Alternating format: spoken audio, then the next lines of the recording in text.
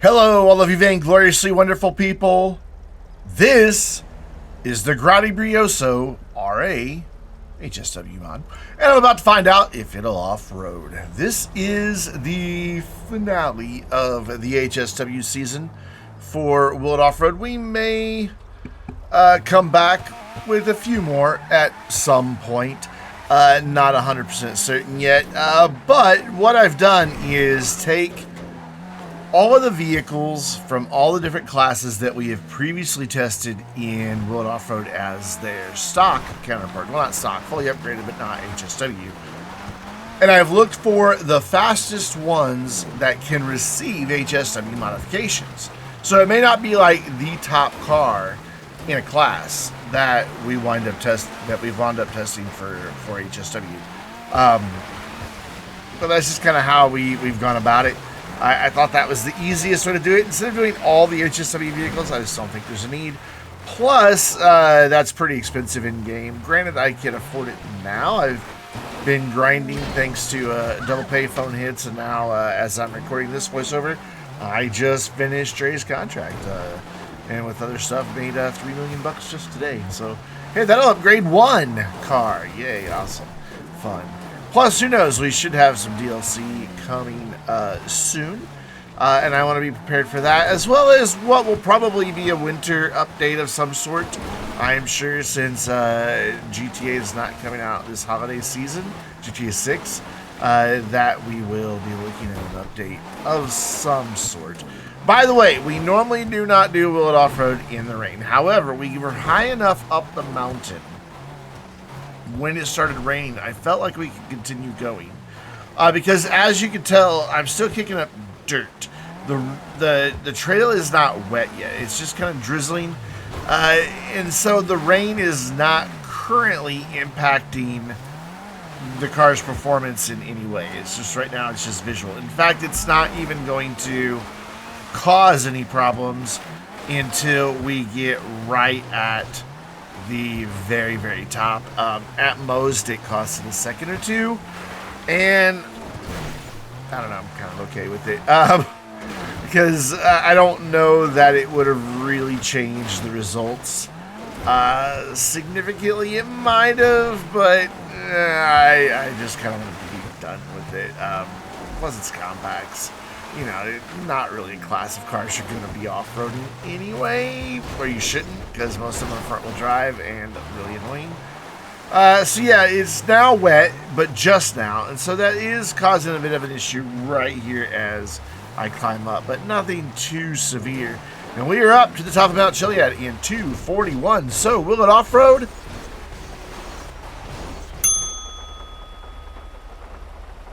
As I slid right past my stopping point. Not the only time today that's going to happen, but yes! Yeah, I did fine. All-wheel drive, HSW, did respectable time. Sven has joined us.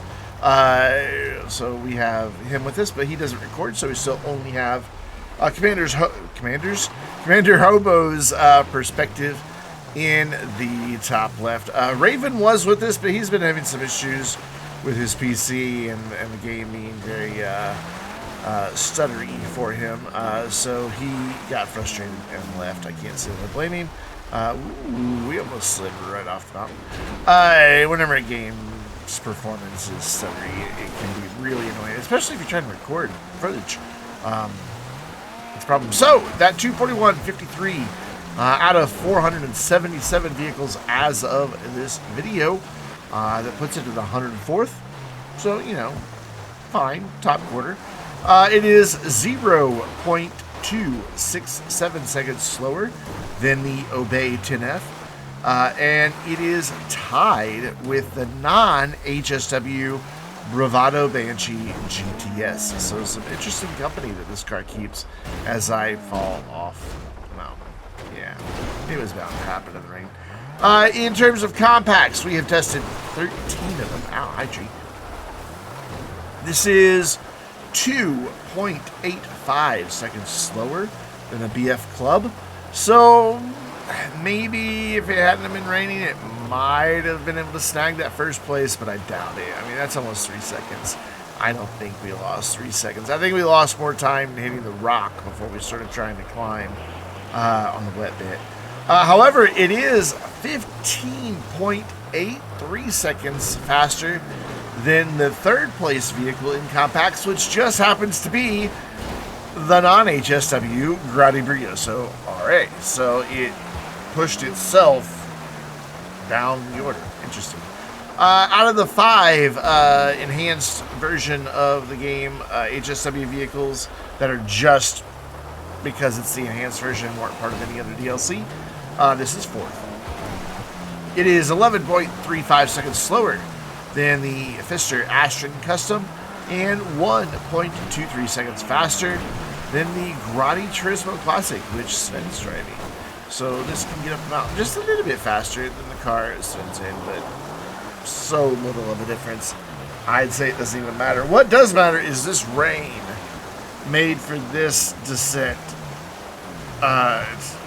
It's frustration. Just all over frustration. Oh, also, speaking of frustration, if you happen to hear hammering or power tools in the background, I'm very sorry. The neighbor that lives directly behind us runs his own woodworking shop out of his backyard. And it's not really that far. Our backyards aren't huge. And since I have a window unit in here, and my window's basically open, so any noise out there comes through. Good jump from Hobo, and it's going to speed things up just a little bit and wait for Sven. We moved Hobo's footage over so we can turn and watch Sven land. I don't know that it mattered that we moved Hobo's footage, but whatever. Hobo's back over to the left now where he belongs. And we are going to fling the car off the side of the mountain. Got a pretty decent start despite the rain. The all-wheel drive of the Brioso coming in handy there. And was going fine until just back there. And now we're just kind of tumbling. Though so is Commander Hobo. I don't quite know where Sven is. I'm trying to watch both my footage and Hobo's to see if I can get a line on Sven. But I still haven't seen him. The Dutch are sneaky like that. You never know where they are on the mountain until they're just suddenly there. Yes. Is that really a thing? Probably not.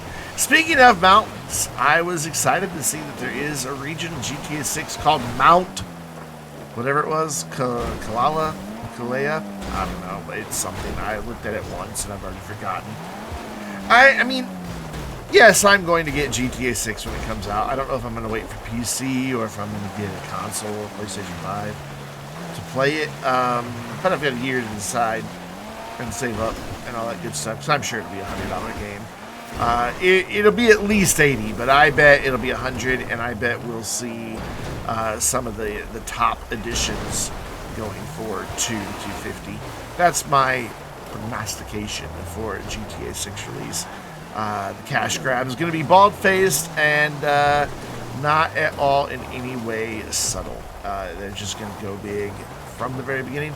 They're going to try to smash that 3-day record that they did with GTA 5 where they made $1 billion in 3 days. I did not get up in the woodpile. Almost got smashed by Commander Hobo there. But we are down 1 minute, 46 seconds. Let's take a look at the damage on the Brioso RA. 2 of the windows are missing. The hood of the doors won't close and it has bent wheels. This was from Rockstar's very lazy era of no damage models, which lasted for a very, very, very long time. There's our support vehicles as Hobo's car's kind of winking at us. Interesting. I don't know how I feel about that. And then from the rear, and that's going to bring us to our next vehicle. The Eurox X32 HSW. And by time I had recorded this car, I was done with it. I was over it. I mean, I still like it, don't get me wrong, but I had spent a lot of time in this car. Go watch the most recent garage tour with Annis and Fathom, and you'll see that I did a really quirky segment with the X32. Don't want to spoil what it was. But it required a lot of reshoots over and over and over again. By the way, those lights on Hobo's SUV are bright. Holy cow. But yeah, multiple reshoots. Like, I was in this car multiple times for like 2.5 weeks, just trying to get the footage we needed. And as you can see, this thing really struggles to put down its power. It's not one of the quickest HSW vehicles by any stretch of the imagination, but something about it just makes it struggle quite a bit to really get any of its power down. Even when you do good throttle modulation and just kind of feather it, it still struggles quite a bit. And there was a great many obscenities. Well, I don't know a lot of obscenities, but there was great frustration being expressed, and you can hear that in the behind-the-scenes version of the video. Information on how you can become a channel supporter down below, and that gets you access on the Vainglorious Discord, which just happens to be on the screen right now, to where I post the behind-the-scenes links to those unlisted videos. Yes, follow me on Twitch, where I hardly ever stream anymore. I need to stop doing that. And I haven't streamed in months. I need to get back into streaming. I miss it, sort of. But anyway, that's a different conversation for a different day. But yeah, and while you're down in the description, checking out the link for how you can become a channel supporter, or the info on that, also hit up the link for Will It Offroad Bingo, where you just click on generate a new card once you get to that site, and then click on things that happen in the video if they're on your card. And if you get a bingo, you'll be our 6th ever winner. In 244 videos previous, we've only had 5 winners. So either not many people play Will It Offroad Bingo, or I need to add more tiles to increase the odds. I don't know. We need more winners than this. You don't get anything bragging rights, and you just leave it in the comments below. Like, I got bingo, but I would love to have number 6 finally appear. Making our final little climb. And here I know you hear it bouncing off the rev limiter, but I was doing my best to try to feather the throttle just to find a place that this thing could get some grip to just get up to the top of the freaking mountain already, and it wasn't having it. It just wasn't having it. This section, a little bit better, but then I get a little bit overexcited, but we're up 252. So Will It Offroad?